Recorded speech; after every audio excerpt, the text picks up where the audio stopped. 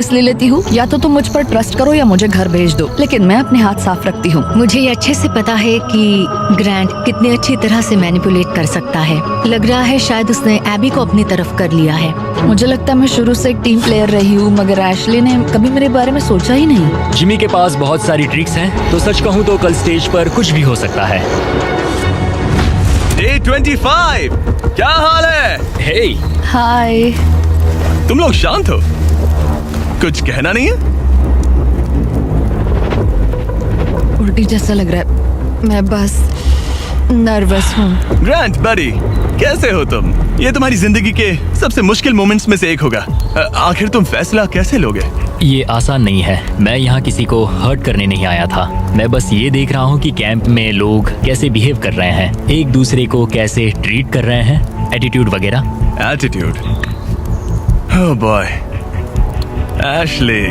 Unfortunately ये हमारे लिए सुलह करने का इकलौता मौका है, और वो बार बार कह चुका है कि वो मुझे कुछ भी नहीं समझता, तो अब वही बात साबित करने का वक्त है। ओके, एबी। मुझे खुद पर गर्व है। मुझे लगता है मेरी फैमिली और गॉड को भी मुझ पर गर्व होगा। मैं बस खुश हूँ कि मैं यहाँ तक पहुँची। जिमी, मुझे एक बात कहनी है। हाँ कहो, शर्माओ मत। मैंने ये आज सुबह लिखा था। अगर ग्रैंट यहाँ कुछ गलत कह देता है तो हो सकता है उसे खाली हाथ घर जाना पड़े। मुझे निकालना भारी पड़ सकता है, लेकिन ग्रैंट के पास एक प्लान था ताकि एबी अपना प्रॉमिस निभाए और उसके साथ पैसे बांटे। मैं चाहती हूँ कि तुम रुको, मुझे तुम्हें हर्ट नहीं करना। क्या तुम बाइबल पर हाथ रख के कसम हाँ, खाओगी? मैं कसम खाती हूँ। मेरी सारी गलतियों के बीच मैं गॉड का एक अनफेथफुल सर्वेंट रहा हूँ। कई बार मैंने जितनी मदद की उससे ज्यादा लोगों को हर्ट किया है। इन लाइफ लेसन्स ने मेरे दिल में जगह बना ली है। प्यार पूरे दिल से करो क्योंकि तुम्हें भी प्यार मिला है। जल्दी माफ करो क्योंकि तुम्हें माफ किया गया है। मदद करो क्योंकि तुम्हें भी बहुत मिली है। गॉड ने हमें फ्री विल का गिफ्ट दिया है, तो उसे समझदारी से इस्तेमाल करो। और जो भी तुम्हें शांति से नहीं रहने दे रहा, तो उसे माफ करो और जाने दो। तो इसी के साथ ग्रैंट जब अगला दिल तोड़ेगा उसके बाद ही मैं लड़कियों का वो सीक्रेट रिवील करूंगा और सब कुछ बदलने वाला है।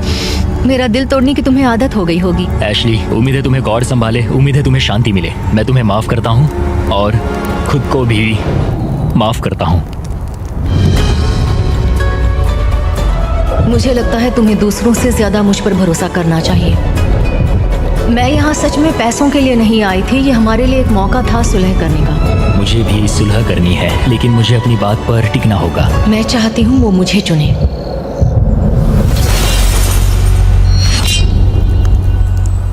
ओह गॉड। ठीक है, अब वक्त आ गया है। डे 1 पर मैंने दोनों साइड्स को एक सीक्रेट बताया था। जो सीक्रेट मैंने लड़कियों को बताया था वो ये था कि जो लड़की आखिर में बचेगी वो प्राइस पूल तुम्हारे साथ स्प्लिट करने के बजाय पूरा प्राइस पूल छीन सकती है। तो अब इसकी जरूरत नहीं है, ये तुम्हें एलिमिनेट नहीं कर सकता। अब तुम्हारे पास एक हैमर है। अभी से लेकर डे 30 तक किसी भी वक्त तुम उसका दिल तोड़ सकती हो और वो पूरे के पूरे $3 लाख अपने नाम पर कर सकती हो। लेकिन इसकी जरूरत नहीं। अगर नहीं करोगी तो प्राइस पूल तुम दोनों में बट जाएगा। कभी कभी मुझे लगता है कि मैं किसी के लिए मायने ही नहीं रखती। मैं चाहती हूँ कि मैं सच में यहाँ एंड तक रुकूं। क्या तुम ऐसा करने से पहले मुझसे बात करोगी? लगता है तुम मेरे खिलाफ हो। ये तुम्हारा गेम नहीं है। मैंने तुमसे जो भी कहा वो सब सच था। मैंने बाइबल की कसम खाई है। मैं सच में इन सब हालातों के बीच उलझी हुई हूँ। मेरा तुम्हें लेकर कोई भी बुरा इरादा नहीं है और तुम्हें लेकर भी नहीं एशली। लेकिन एक बात है जब कोई खुद बाइबल पर कसम खाने का फैसला करता है और दूसरी बात जब वो उस पर थोपा जाए। क्या तुम बाइबल पर हाथ रख के कसम हाँ, खाओगी? कसम से मंजूर है। मैं कसम खाती हूँ। ओके। मुझे लगा कि वो मैनिपुलेशन टैक्टिक था और एशली अपना रिडेम्पशन आर्क चाहती थी क्योंकि उसने बहुत कुछ झेला है। हो सकता है आखिर में तुम दोनों हंस रही होगी। हाँ, हमने ये प्लान डे 5 से बनाया था।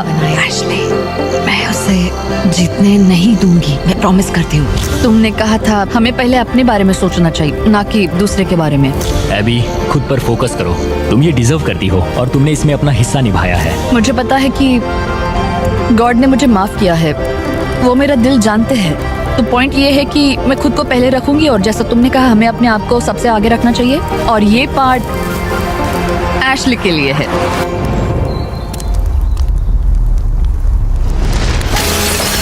वो बस मुझे इतना ही कहना था। Good job. ये एक्सपीरियंस एकदम क्रेजी रहा है। अपने पास्ट को लेकर जज होना आसान नहीं है। अभी खाली हाथ घर जाना अच्छा नहीं लग रहा है, लेकिन जो है सो है। मैंने खेला, मैं हारा। तुमने अभी $3 लाख जीते हैं। Thank you. ये काफी बड़ी रकम है।